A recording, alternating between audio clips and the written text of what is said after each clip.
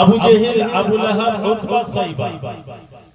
Abu Jahl, Abu Lahab, Utba, সাইবাকে জিজ্ঞাসা করছে, ভাই আবু লাহাব, ভাই উতবা, ভাই সাইবা, তোমরা যে মুহাম্মদের মুখে কোরআন শুনলে কেমন লাগলো বলো। তিনজন মিলে বলল, ভাই আবু জেহেল, এই কোরআন মুহাম্মদের বানানো নয়। আল্লাহ তাআলা এই কোরআন যে মানুষ বানাতে পারবে না, এইটা কোরআনে আল্লাহ তাআলা প্রায় 16টা জায়গাতে চ্যালেঞ্জ করেছেন। 16 জায়গায়, এক দু জায়গায় নয়, 16টা জায়গায় চ্যালেঞ্জ করেছেন। তার মধ্যে একটা বলি, ঠিক না? একটা বলি,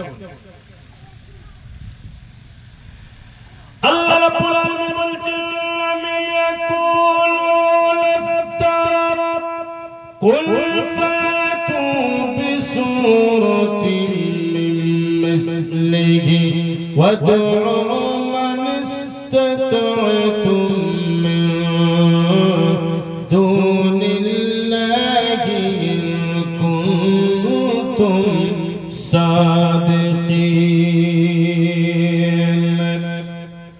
আল্লাহ রাব্বুল আলামিন বলছেন, ও গোটা বিশ্ব মানবতা, তোমরা যদি চেষ্টা করো কোরআনের সূরার মতো তার একটা সূরা না, কখনো সম্ভব নয় কোরআনের মতো একটা কোরআন বানানো।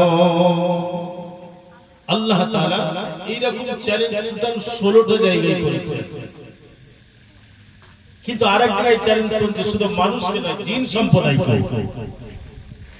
আল্লাহ রাব্বুল আলামিন বলছেন, কুল ইস্তামাতুল ইনসু ওয়াল জিন্নু আলা আইয়াতু বিমিসলি হাযাল কুরআন লা ইয়াতুনা বিমিসলিহি ওয়ালাউ কানা বা'দুহুম লিবা'দিন যাহিরা।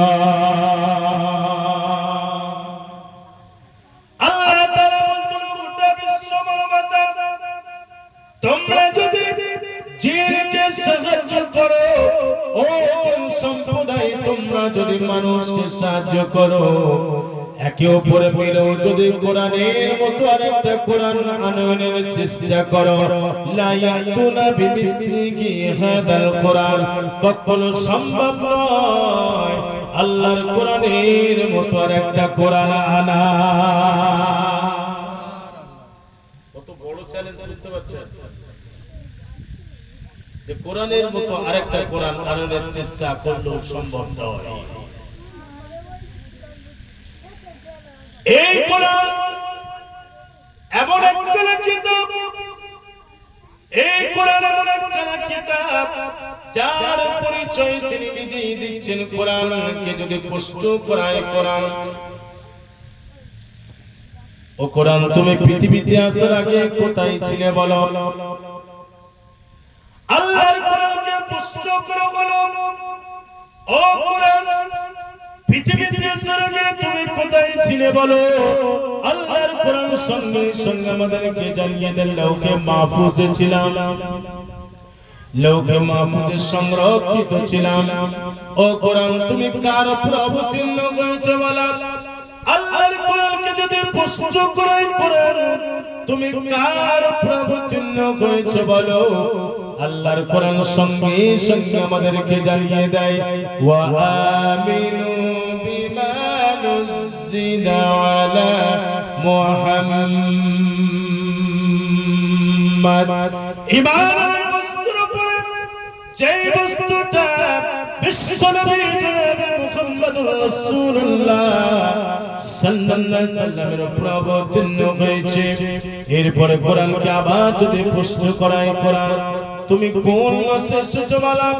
আল্লাহর কোরআন সঙ্গে সঙ্গে আমাদেরকে জানিয়ে দেয়, শাহরুর রমাদানাল্লাযী উনজিলা ফীহিল কুরআন।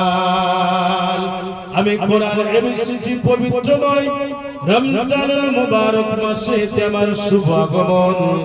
এরপরে কোরআনকে যদি আবার প্রশ্ন করা হয়, কোরআন তুমি পৃথিবীতে দিনে এসেছো না রাতে এসেছো বলো? আল্লাহর কোরআন সঙ্গে সঙ্গে আমাদেরকে জানিয়ে দেয়, ইন্না আনজালনাহু ফি লাইলাতিন মুবারাকা। আল্লাহর কোরআন আমাদেরকে জানিয়ে দিল, আমি দিনে এসেছি নাই, আমি এসেছি পূর্ণ রাত্রিতে আমার শুভাগমন। ও কোরআন, এই উত্তরটা ডাইরেক্ট উত্তর হয় নাই, ইনডাইরেক্ট উত্তর হয়েছে। পূর্ণ রাত্রি অনেকগুলো আছে, তার মধ্যে থেকে কোন পূর্ণ রাত্রিতে এসেছো সেটা তুমি আমাদেরকে ক্লিয়ার করে বলে দাও। আল্লাহর কোরআন সঙ্গে সঙ্গে আমাদেরকে ক্লিয়ার করে বলে দেয়, ইন্না আনজালনাহু ফি লাইলাতিল কদর। আমি কোরআন এসেছি লাইলাতুল কদর রাত্রিতে আমার শুভাগমন। ও কোরআন, তোমাকে আর একটা প্রশ্ন করতে যাই, কোরআন তুমি পৃথিবীতে কেন এলে বলো? আসার কারণটা কি বলো? তোমার মিশনটা কি বলো? তুমি কি কারণে পৃথিবীতে এলে বলো? তুমি তো লৌহে মাহফুজে ছিলে, কিন্তু তুমি পৃথিবীতে কি কারণে এসেছো বলো? ঠিক না? তুমি পৃথিবীতে কেন এলে বলো? আসার কারণটা কি বলো? আল্লাহর কোরআন আমাদেরকে সঙ্গে সঙ্গে জানিয়ে দেয়, লিতুখরিজান নাস মিনাল যুলুমাতি ইলান নূর। আমি কোরআন এসেছি গোটা বিশ্ব মানবতাকে অন্ধকার থেকে টেনে বার করে আলোর সন্ধান দেওয়ার জন্য, গুমরাহি থেকে টেনে বার করে হিদায়াতের সন্ধান দেওয়ার জন্য, আমেরিকার পথ থেকে টেনে বার করে মদিনার পথের সন্ধান দেওয়ার জন্য, জাহান্নামের পথ থেকে টেনে বার করে জান্নাতের পথের সন্ধান দেওয়ার জন্য আমি কোরআন পৃথিবীতে এসেছি। ও কোরআন, তোমার কথা শুনে যদি আমি গুমরাহি থেকে অন্ধকার থেকে আলোতে আসি, আমার কি উপকার হবে বলো? কারণ আমি মানুষ, আমি উপকার ছাড়া কোনো কাজ করি নাই। কোরআন, তোমার কথা শুনে যদি আমি অন্ধকার থেকে আলোতে আসি, আমার কি উপকার হবে বলো? আল্লাহর কোরআন সঙ্গে সঙ্গে জানিয়ে দিল, ফামান তাবিয়া হুদায়া ফালা খাউফুন আলাইহিম ওয়ালা হুম ইয়াহজানুন। আল্লাহর কোরআন আমাদেরকে জানিয়ে দিল, ও গোটা বিশ্ব মানবতা, তুমি যে কোনো ধর্মের হও না কেন, যে কোনো বর্ণের হও না কেন, যদি আমি কোরআনকে তোমার ব্যক্তি জীবনে ইত্তিবা করো, অনুসরণ করো, পরিবারে যদি তুমি ইত্তিবা অনুসরণ করো, রাষ্ট্রে তো যদি ইত্তিবা অনুসরণ করো, তাহলে তোমাদের কোনো ভয় থাকবে না, কোনো চিন্তা থাকবে না। কোরআন তো এমন সমাজের গ্যারান্টি দেয়, কোরআন তো এমন সমাজের গ্যারান্টি দেয়, যে সমাজে একজন 16 বছরের যুবতীর উপযুক্ত কন্যা কলেজে পড়ে, রাতের অন্ধকারে টিউশনিতে যাবে, রাতের অন্ধকারে টিউশনি করে যখন ফিরবে, তার সতীত্বের কোন রকমের আঘাত হবে না। যেই সমাজের গ্যারান্টি দেয়, ওই সমাজের নাম হলো কোরআনের সমাজ। কোরআনের সমাজ যদি চালু হয়, কোরআনের সমাজ যদি চালু হয়, তাহলে ধর্ষণ বন্ধ হবে, চুরি বন্ধ হবে, ডাকাতি বন্ধ হবে, ঘুষ বন্ধ হবে। এগুলো যদি বন্ধ হয়ে যায়, শুধু মুসলমানদের উপকার হবে না, সকলের হবে। বুঝতে পারছেন? সকলের হবে। কোরআন বলছে, আমি এসেছি তো এই কারণে, আমার মিশনটা হলো তো এটাই যে আমি এসেছি অ্যাকচুয়ালি গোটা বিশ্ব মানবতাকে শান্তি দেওয়ার জন্য আমি এসেছি। গোটা বিশ্ব মানবতাকে শান্তি দেওয়ার জন্য, পৃথিবীতে শান্তি বিরাজমান হবে, সেটা উমর ইবনে আব্দুল আজিজ রাহমাতুল্লাহ আলাইহি তিনি করে দেখিয়েছেন। করে দেখেন না, আল্লাহর রাসূল তিনি তো করেইছেন, হযরত উমর ফারুক তিনি তো করেছেন, আবু বকর, ওমর, ওসমান, আলী তারা তো করেছেন। দ্বিতীয় উমর নামে খ্যাত উমর ইবনে আব্দুল আজিজ তিনিও করেছেন। নাই পরায় একজন বৃদ্ধ মহিলা তিনি তার ছাগলকে পানি পান করছেন, হঠাৎ করে একটা নেকড়ে বাঘ এসে তার ছাগলকে ধরে নিয়ে চলে গেল। তিনি সঙ্গে সঙ্গে ইন্না লিল্লাহি বললেন।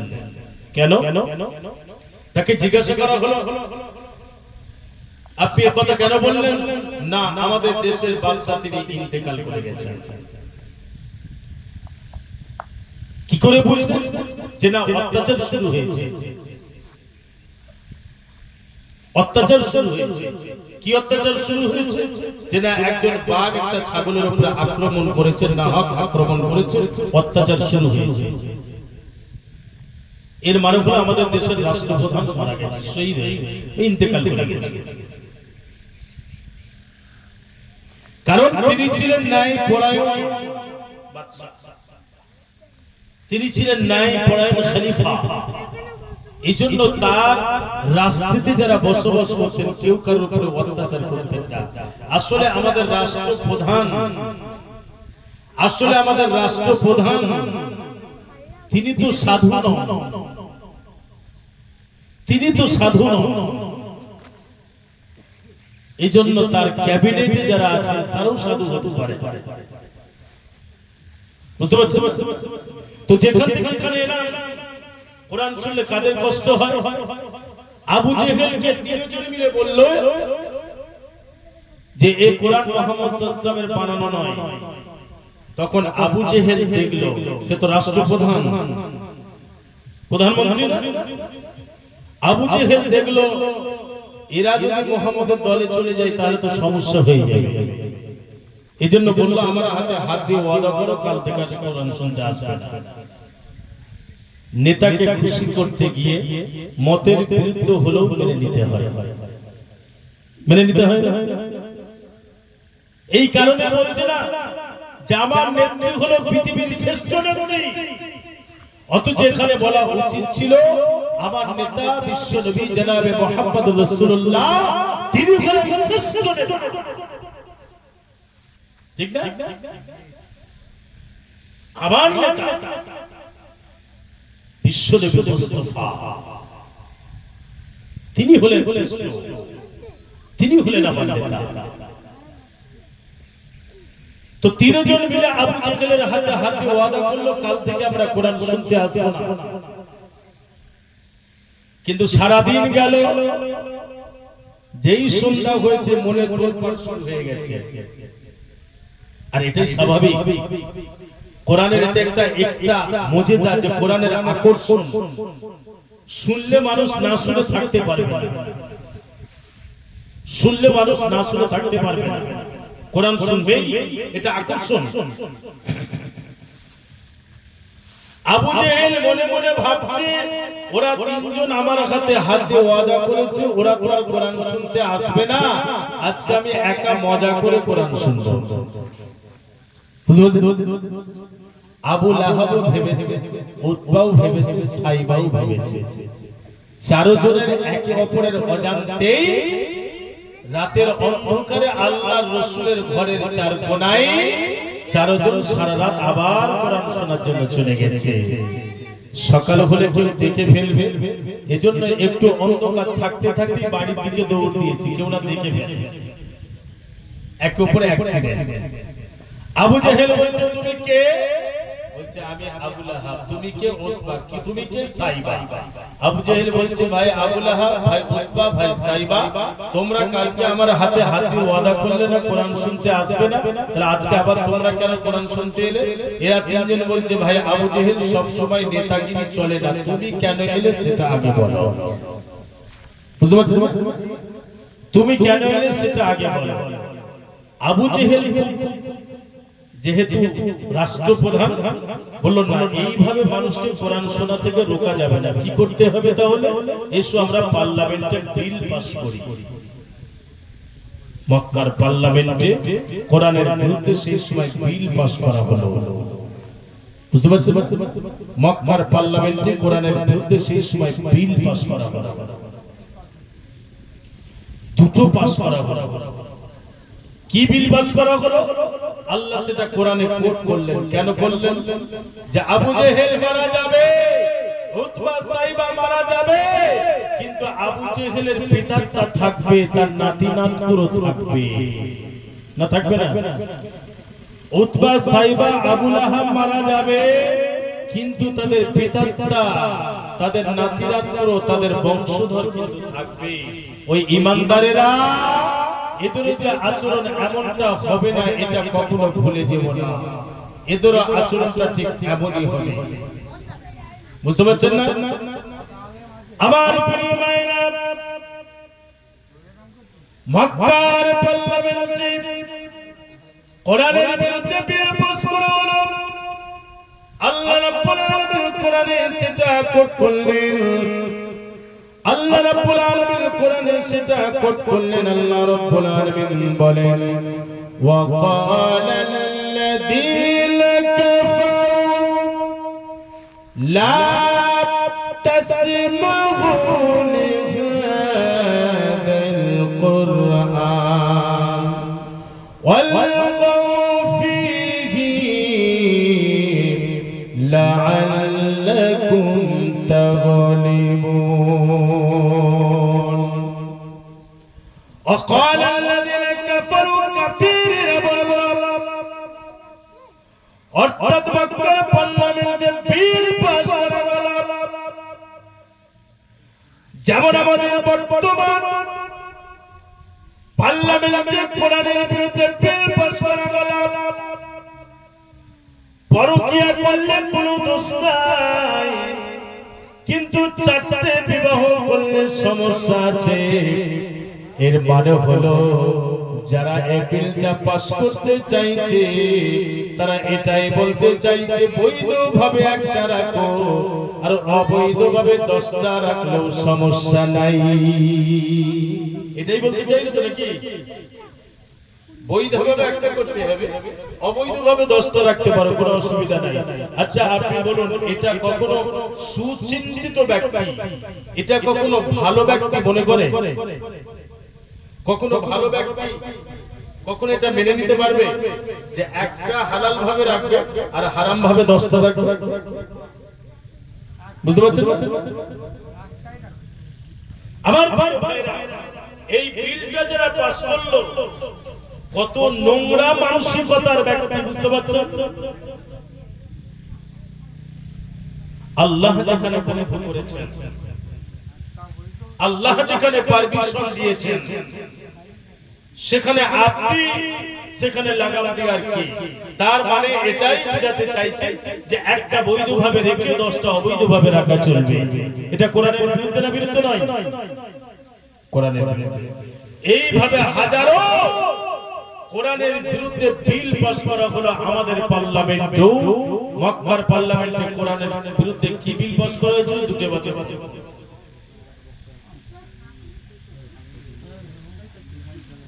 আল্লাহ রাব্বুল আলামিন বলেন, লাল্লাযীনা কাফারু, কাফিররা বলল, লা তাসমাউ লিহাযাল কুরআন, কোরআন তোমরা শুনতে যাবে না, কারণ কোরআন শুনলে তুমি জান্নাতি হবে। কোরআন শুনলে প্রত্যেকটা অক্ষরে 10টা করে নেকি হবে। এজন্য কোরআন শুনবে না, এটা ইবলিসের বক্তব্য। আমার প্রিয় ভাইরা, এই যে আমি কোরআনুল কারীম তেলাওয়াত করে করে বক্তব্য রাখছি, বিশ্বনবীর ফতোয়া অনুযায়ী কোন আল্লাহর বান্দা বান্দা যদি কোরআনের একটা অক্ষর শুনে, আল্লাহ রাব্বুল আলামিন তার আমলনামায় 10টা করে নেকি লিপিবদ্ধ করে দেবে। 10টা করে গুনাহকে maaf করে দেবেন এবং 10টা করে তার সম্মানকে বাড়িয়ে দেবে। এইজন্য ওদের প্ল্যান হলো কোরআন শুনতে যাবে না। আমার প্রিয় ভাইরা, বিশ্বনবী বললেন খায়রুকুম মান তাআল্লামাল কুরআন ওয়া আল্লামাহু। পৃথিবীর ভদ্র ব্যক্তি ওরাই। আমরা পৃথিবীর ভদ্র ব্যক্তি, সম্মানীয় ব্যক্তি কাদেরকে বলি জানেন? বড় বড় নেতা, বড় পয়সাওয়ালা, ঠিক না? কিন্তু আল্লাহ রাসূল কি বলছেন দেখুন, পৃথিবীর ভদ্র ব্যক্তি ওরা, পৃথিবীর সম্মানীয় ব্যক্তি ওরা, পৃথিবীর শ্রেষ্ঠ ব্যক্তি ওরা, যারা কোরআন শেখে এবং অন্যকে কোরআন শিক্ষা দেয়। মানে এই যে আপনাদের এখানে মাদ্রাসা চলছে না, চলে নাই? মাদ্রাসা চলছে। বিশ্বনবীর এই ফতোয়া অনুযায়ী ওই মাদ্রাসায় যারা পড়াশোনা করছে, কোরআন শিখছে, তারা পৃথিবীর শ্রেষ্ঠ ভদ্র ব্যক্তি। যারা কোরআন পড়াচ্ছেন তারাও পৃথিবীর শ্রেষ্ঠ ভদ্র ব্যক্তি, শ্রেষ্ঠ ব্যক্তি, ভালো ব্যক্তি। এই কারণে বলল কোরআন শুনবে না, কারণ কোরআন শুনলে তুমি জান্নাতে যাবে। এই কারণে কোরআন শুনতে যাবে না। দ্বিতীয় নাম্বার হলো লা তাসমাউ লিহাদাল কুরআন আলগাউ ফীহি লাআল্লাকুম তাগলিবুন। কোরআন তো শুনবেই না, বরঞ্চ যারা কোরআন শুনবে, কোরআন মানবে, কোরআন শুনবে, কোরআন মানবে, কোরআন শিখবে, কোরআন নিয়ে যারা সমাজ গড়ার চেষ্টা করবে, সেখানে তোমরা ডিস্টার্ব করো। আমার প্রিয় ভাইরা, এখন কিন্তু একদল নেতা নেত্রীরা বলছে মাদ্রাসা আমরা রাখবো না, মাদ্রাসা রেখে কি হবে? বলছে না, বলে নাই? বলছে না, বলে নাই? আসামে তো বলেছে না, বলে নাই? মাদ্রাসা বন্ধ করছে না, করে নাই? পশ্চিমবঙ্গের যারা ক্ষমতায় আসার জন্য চেষ্টা করছেন, তাদেরও কিছু নেতারা বলছে না আমরা ক্ষমতায় এলে মাদ্রাসা বন্ধ করে দেবো, কারণ মাদ্রাসা থেকে তো ইঞ্জিনিয়ার বৈজ্ঞানিক এরা তো বেরোই না, মাদ্রাসা পড়ে কি লাভ হবে? বলছে না, বলে নাই? আরে মাদ্রাসায় তো আসলে ভদ্র ব্যক্তিগুলো তৈরি হয়, সমাজ গড়ার কারিগর তৈরি হয়। সমাজ গড়তে পারে তারা, এই রকম ব্যক্তি তো মাদ্রাসা থেকে তৈরি হয়। আমার প্রিয় ভাইরা, গোটা পৃথিবীর স্কুল, কলেজ, বিশ্ববিদ্যালয় সকলে মিলেও যদি একজন বড় বিশ্বের মতো ব্যক্তি বানাতে চাই, সম্ভব? কথা বলতে হবে, সম্ভব? তাহলে তোমার লাভটা হবে, বুঝতে পারছেন না? আমরা অবশ্যই চাই ডাক্তার হোক, তবে এমন ডাক্তার চাই না যে রোগীকে ডাকাতের মতো কাজ করবে। আমরা এমন লয়ার চাই যিনি সত্যের পথে লড়াই করবেন। আর মাদ্রাসা থেকে সেই সত্য, হক, পন্থা মানুষ বানানোর এটা একটা কারখানা, আর এটাকে যারা বন্ধ করতে চাইছে কত অভদ্র, বুঝতে পারছেন? সাবধান আমার প্রিয় ভাইরা। এজন্য কাফিরদের প্ল্যান ছিল দুটো, একটা হলো কোরআন শুনবে না, আর কোরআন শুনবেই না যেখানে কোরআন গড়ার চেষ্টা করা হবে, কোরআনের ছাত্র করার চেষ্টা করা হবে, কোরআন নিয়ে আলাপ আলোচনা হবে, সেখানে বিভ্রান্তি তৈরি করবে। বুঝতে পারছেন আমার প্রিয় ভাইরা? এতক্ষণ আমি আলোচনা করছিলাম যে আমরা কি ধরনের কথা বলবো। ওই যে সূরা হামিম সাজদার 33 নম্বর আয়াতে আলোচনা শুরু করেছিলাম, আল্লাহ তাআলা এই আয়াতে তিনটি কথা বলেছেন। এক নাম্বার হলো তুমি মানুষকে আল্লাহর দিকে ডাকবে, দ্বিতীয় নাম্বার হলো আমিনা সালিহা, তুমি নেক আমল করবে, সৎ আমল করবে, ওয়াকালা ইন্নানি মিনাল মুসলিমিন, এবং নিজেকে তুমি পরিচয় দেবে একজন মুসলমান হিসেবে। বুঝতে পারছেন? এবার আসুন আমরা একটু অন্য আরেকটা বিষয় আলোচনা করব। আমরা যারা এখানে বসে আছি বা যারা স্ত্রীতে কথা বলি, আমরা অনেক সময় বলে থাকি অমুক নবীটা বড়, অমুক নবীটা মেজো, অমুক নবীটা সেজো, বলি না বলি নাই? বলি না বলি নাই? সম্মানের দিক থেকে বলি না বলি নাই? আল্লাহ বলছেন এটা বলো না। আল্লাহ বলছেন এটা বলো না। কেন বলো না এর ব্যাখ্যা করবেন ইনশাআল্লাহ। একদম ছোট্ট একটা বিষয়টা এদিকে খুব গুরুত্ব দেবেন, না হলে বলবেন যে মাওলানা মুনতাসির সাহেব উলবেড়িয়া থেকে এসেছিলেন, তিনি বলে গেছেন সব নবীরা সমান। এটা কালকে বলবেন, এজন্য খুব গুরুত্ব দিয়ে এটা শুনবেন, তবেই কিন্তু বুঝতে পারবেন। কারণ আমি এতক্ষণ যে আলোচনা করলাম বুঝতেই পারছেন আমি একটাও কথা কিন্তু ফালতু বলে নাই, বলেছি প্রত্যেকটা কথা কোরআন হাদিস দিয়ে বলার চেষ্টা করেছি। এটাও কোরআন হাদিস দিয়ে বোঝানোর চেষ্টা করবেন ইনশাআল্লাহ। আমা তাওফীক ইল্লা বিল্লাহ। আল্লাহ রাব্বুল আলামিন বলেন নুফাল্লিকু বাইনা আহাদিন মিন রুসুলি ওয়া ক্বালু সামি'না ওয়া আতা'না গুফরানাকা রাব্বানা ওয়া ইলাইকাল মাসীর। আমার এই আয়াতটা শুরু হয়েছে আমানার রাসূল বিমা উনজিলা ইলাইহি মির রাব্বিহি ওয়াল মুমিনুন, এইখান থেকে শুরু হয়েছে। এই আয়াতের প্রথম থেকে আল্লাহ রাব্বুল আলামিন ঈমান আনয়নের কথা বলেছেন কিছু বস্তুর উপরে। এরপরে ঈমানদারদের গুণ বলতে গিয়ে তিনি বললেন লা নুফাররিকু বাইনা আহাদিন মির রাসূলি, ঈমানদাররা কখনো আমার রাসূলদের মধ্যে কোনো ফারক করে না, পার্থক্য করে না, আমার রাসূলদের মধ্যে কোনো তফাৎ করে না। এই কথা কি আমার আল্লাহ লা নুফাররিক, ফারক করে না, তফাৎ করে না, পার্থক্য করে না কোন নবীদের মধ্যে, রাসূলদের মধ্যে ঈমানদার। তাহলে কি এর মানে এটাই যে আল্লাহর রাসূল আর আদম আলাইহিস সালাম সম্মানের দিক থেকে এক? এটাই কখনোই নয়। আল্লাহর রাসূল আর হযরত ইব্রাহিম আলাইহিস সালাম দুজনের সমান? কখনোই নয়। তাহলে এই আয়াতের ব্যাখ্যাটা কি? আল্লাহ কেন বললেন তোমরা রাসূলদের মধ্যে কোনো পার্থক্য করো?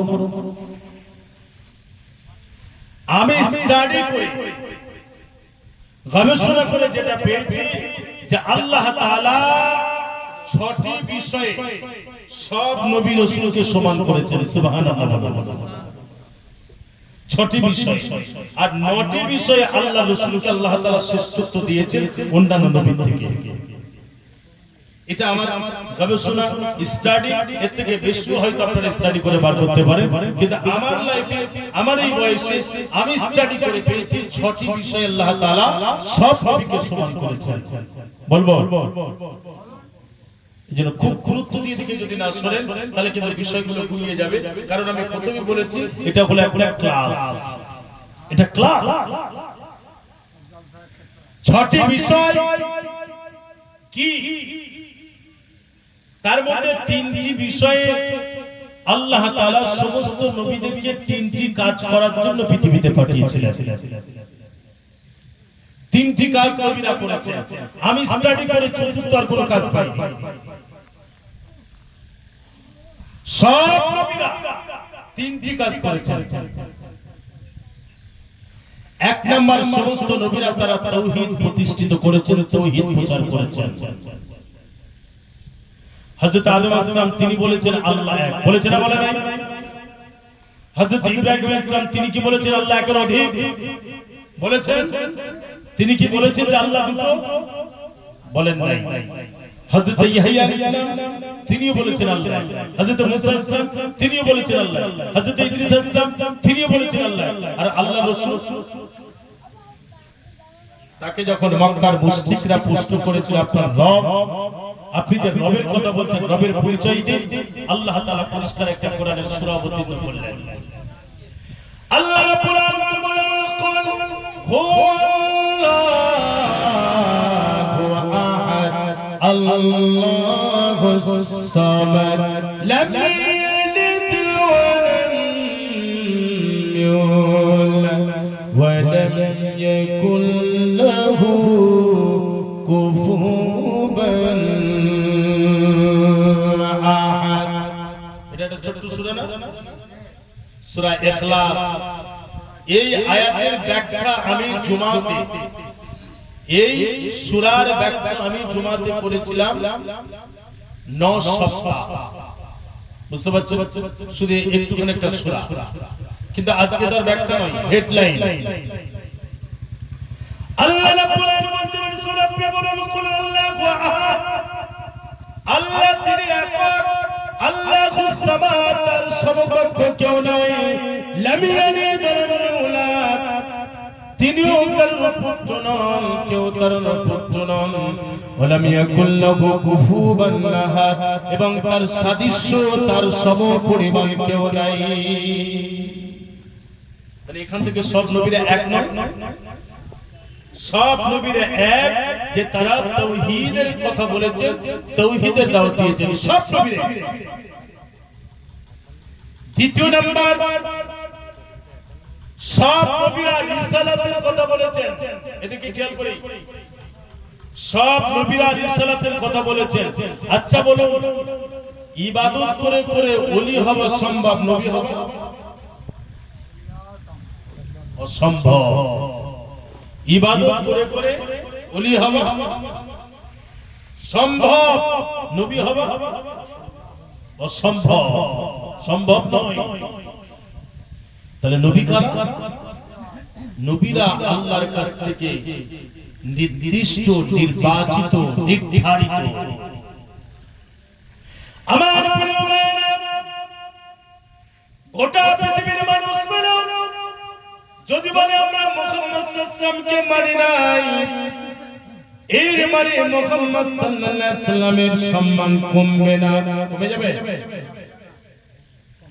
আর গোটা পৃথিবীর মানুষ মিলে যদি বলে আমরা মুহাম্মদ সাল্লাল্লাহু আলাইহি ওয়াসাল্লামকে নবী হিসেবে মেনে নিলাম, এখানেও কিন্তু তার সম্মান বাড়বে না। বিশ্ব নবীর সম্মান যতটুকু আছে, কমবেও না, বাড়বে না। আল্লাহর পরে যদি কারণ সম্মান হতে হয়, পৃথিবীর অন্য কোন সৃষ্টির জগতে নয়, সেটা হলো বিশ্ব নবী জনাবে মুহাম্মদ রাসূলুল্লাহ। ঠিক না? আল্লাহর পরেই সম্মান, কমবেও না, বাড়বে না। তাহলে নবীরা সব নির্ধারিত, সব নবীরা। এখন কেউ যদি বলে আমি ঈসা ইসলামকে মানি নাই, সম্মান কমবে না, না, না। সব নবীরা নির্দিষ্ট। তাহলে এখান থেকে আমরা দেখলাম সব নবী সমান, তাহলে দুটো দিক সমান হয়ে গেল না? এরপরে তৃতীয় নম্বর নবীরা যে কাজটা করেছেন, আখিরাতের কথা বলেছেন, মানে মৃত্যুর পরে আরেকটা জীবন আছে। কেন আখিরাত নিয়ে সব নবীরা এত বিস্তারিত আলোচনা কেন করেছেন? এই কারণেই যে যখন একটা মানুষের মনে এই টেন্ডেন্সি, এই ফিলিংস, এই ভাবটা আসবে যে আমি যাই করি না কেন আমাকে আল্লাহর সামনে জবাব দেখিয়ে দিতে হবে, এই ফিলিংসটা যদি এসে যায়, তাহলে সে কিন্তু দুর্নীতি করবে না, করবে? আপনি একটা অফিসে গেছেন, সেখানে আপনি লেখা দেখলেন যে আপনি সিসি ক্যামেরার আন্ডারে আছেন, আপনি সেই অফিসে আর বিশৃঙ্খলা করবেন? করবেন? তেমনি যখনই আপনার মনে এই টেন্ডেন্সি এসে যাবে আমি যাই করি না আল্লাহ আমাকে দেখছেন, আল্লাহর সামনে আমাকে জবাব দেখিয়ে দিতে হবে, তাহলে কিন্তু মানুষ সোনার মানুষ হয়ে যাবে। বুঝতে পারছেন? এই জন্য সব নবীরা এই তিনটি কাজ করেছেন, তাওহীদ, আখিরাত এবং রিসালাত। এই তিনটি দাওয়াত দিয়েছেন। এই আখিরাতের ভিতরেই সবই আছে, নামাজ, রোজা, হজ, যাকাত, বুঝতে পারছেন? সব এর ভিতরে তাওহীদ, আখিরাত, রিসালাত, এই তিনটির ভিতরে সবই আছে। হালাল হারাম যা কিছু সবই তিনটির ভিতরে। আপনি একটু ভেবে দেখুন, এই তিনটির ভিতরেই সব আছে। এরপরে আল্লাহ তাআলা সব নবীকেই তিনটি পুরস্কার দিয়েছেন। সব নবীরা তিনটি কাজ যেমন করেছেন, আল্লাহ তাআলা সব নবীদেরকে তিনটি পুরস্কারও দিয়েছেন।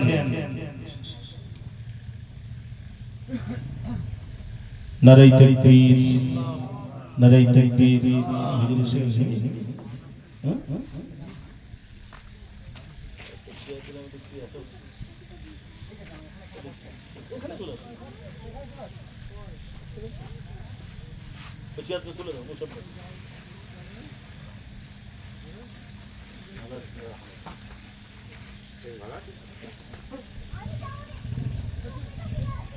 হযরত এসে গেছে, অল্প কিছুক্ষণ আলোচনা করবেন। সব নবীদেরকে আল্লাহ তাআলা তিনটি পুরস্কার দিয়েছেন। এক নাম্বার নবীদেরকে দিয়েছেন ওহী। কি বলো? ওহী। সব নবীদেরকে আল্লাহ তাআলা ওহী দিয়েছেন। এরপর আল্লাহ তাআলা দ্বিতীয় নাম্বার সব নবীদেরকে এটা দিয়েছেন বাইকিনা, উত্তম চরিত্র। নবীরা ছিলেন সেই সময়কার চরিত্রের আধার, শ্রেষ্ঠ চরিত্রের অধিকারী ছিলেন। আল্লাহ রাসূল ছিলেন শ্রেষ্ঠ চরিত্রের অধিকারী, আর ঈসা ইসলাম কি নাউযুবিল্লাহ তিনি ছিলেন তার চরিত্র খারাপ? মোটেও নয়, তিনিও ছিলেন শ্রেষ্ঠ চরিত্রের অধিকারী সেই সময়ে। এইভাবে সব নবীদেরকে আল্লাহ তাআলা বাইকিনা দিয়েছেন, উত্তম চরিত্র দিয়েছিলেন। এদিক থেকে সব নবীরা সমান। এরপর আল্লাহ তাআলা সব নবীদেরকে মুজিজা দিয়েছিলেন। সব নবীদেরকে আল্লাহ তাআলা মুজিজা দিয়েছিলেন, মুজিজা সব নবীদেরকে দিয়েছিলেন। কোন নবী মুজিজা থেকে খালি নন, একজন নবী মুজিজা থেকে খালি নন। তবে সব নবীরা তারা চলে গেছেন, তাদের মুজিজাগুলো সঙ্গে সঙ্গে শেষ হয়ে গেছে। যেমন মুসা ইসলামকে আল্লাহ তাআলা তাফসীরে মারিফাতুল কোরআনে বলা হয়েছে, মুসা ইসলামকে আল্লাহ তাআলা 9টি মুজিজা দিয়েছিলেন। তার মধ্যে শ্রেষ্ঠ মুজিজা লাঠি, ফেলে দিলে সাপ। তিনি পৃথিবী ছেড়ে চলে গেলেন, তার সহচররা সেই লাঠি দিয়ে এখনো পর্যন্ত সাপ বানাতে পারে নাই। হযরত ঈসা ইসলাম তিনি অন্ধ ব্যক্তির চোখে হাত দিতেন, চোখটা ভালো হয়ে যেত। তার দাবিদার খ্রিস্টানেরা, তার উম্মতের দাবিদার তারা খ্রিস্টানেরা এখনো পর্যন্ত একটা ব্যক্তির চোখে হাত দিয়ে চোখ ভালো করতে পারে নাই, বরং চোখের 12টা বাজিয়েছে। কিন্তু আমার আল্লাহ নবী বিশ্বনবী জনাবে মুহাম্মদুর রাসূলুল্লাহ সাল্লাল্লাহু আলাইহি ওয়াসাল্লাম কে আল্লাহ রাব্বুল আলামিন একটি দুটি মুজিজা নয়, 3 থেকে 4000 মুজিজা দিয়েছিলেন। এই 3 থেকে 4000 মুজিজার মধ্যে আল্লাহ তাআলা শ্রেষ্ঠ মুজিজা দিয়েছিলেন কুরআনুল কারীম। এই কুরআনুল কারীম এখনো পর্যন্ত শেষ হয় নাই, এখনো পর্যন্ত পৃথিবীতে আবার আছে না নাই। আল্লাহর রাসূল পৃথিবী ছেড়ে আজ থেকে প্রায় 1500 বছর আগে চলে গেলেন, পর্দা দিয়ে দিলেন, কিন্তু তার মুজিজা বাকি আছে না নাই? এখনো বাকি আছে। তাহলে এই 6টি বিষয়, এই যে আয়াত লা নুফাররিকু বাইনা আহাদিন মিন রুসুলি, আল্লাহ বলছেন তোমরা রাসূলদের মধ্যে কোনো ফারক করো না, রাসূলদের মধ্যে কোনো তফাৎ করো না। এই 6টি বিষয় কি? তাওহীদ, আখিরাত এবং রিসালাত সব নবীরা বলেছেন, করেছেন। আর সব নবীদেরকে আল্লাহ তাআলা 3টি পুরস্কার দিয়েছেন, ওহী দিয়েছেন, বাইকিনাত দিয়েছেন, মুজিজা দিয়েছেন। এই 6টি বিষয় সব নবীরা সমান। এবার আল্লাহর রাসূলকে আল্লাহ তাআলা কয়েকটা বিষয়ে শ্রেষ্ঠত্ব দান করেছেন। যেমন এক নম্বরে হলো যে আল্লাহ তাআলা আল্লাহ রাসূলকে 40 দিনের রাস্তার প্রভাব দিয়েছেন। 40 দিনের রাস্তার প্রভাব, আপনি ভাবেন এটা কি বড় কথা। এখান থেকে মক্কায় যেতে পায়ে হেঁটে কত সময় লাগে? অনেক সময় লেগে যায়। 40 দিন আবার কি প্রভাব হলো? না, এটা ব্যাখ্যা নয়। 40 দিন যদি আপনি এখন এই মুহূর্তে এই সময় থেকে দেখেন, আমাদের কলকাতা থেকে জিদ্দা এয়ারপোর্টে যেতে সময় লাগে 6 থেকে 6.5 ঘন্টা। এবার আপনি হিসাব করুন 40 দিন কত। এবার এর থেকেও যদি উন্নত মানের কোন সাওয়ারি হয়, সেটা 40 দিনে আরো কত দূর